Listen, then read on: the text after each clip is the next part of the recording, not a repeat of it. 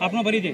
જી, Sanjay Rathod, Surat માનદાતા group પ્રમુખ. સંજયભાઈ, શું રજૂઆત લઈને આવ્યો, કોના માટે લઈને આવ્યા છો? રજૂ અમારા સરખેજ આશ્રમ ઋષિ ભારતી બાપુના વિશે જે કીર્તિ પટેલ જે અભદ્ર વાણીનો પ્રયોગ કર્યો છે ને બાપુના વિશે જે અભદ્ર વાણી કરી છે એના ઉપર ગુનાહિત પ્રવૃત્તિઓ જે કરી છે એના વિશે અમે કમિશનર સાહેબને રજૂઆત કરી છે ને એની ઉપર ગુનો દાખલ કરવા માંગીએ.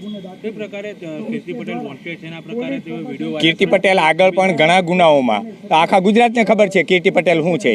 એ એક આ સંસાર ઉપર છે ને એક જાતનું પ્રદૂષણ છે એમ કહેવાય મારી ભાષામાં, કારણ કે હું એના જેવો નાલાયક નથી કે એની ભાષામાં ઉપયોગ કરું.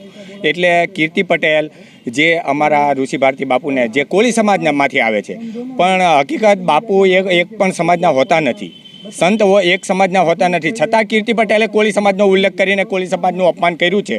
તો આજે એ કીર્તિ પટેલને પણ દેખાડીએ ગુજરાતમાં કોળી શું કરી શકે છે ને જો કમિશનર સાહેબ આની નોંધ નહીં લે, કાપોદ્રામાં વોન્ટેજ છે કીર્તિ પટેલ, એની ઉપર જો એક્શન ન લે તો આવતા સમયમાં અમે આનાથી બહોળી સંખ્યામાં ગુજરાત બંધનું એલાન પણ આપીશું.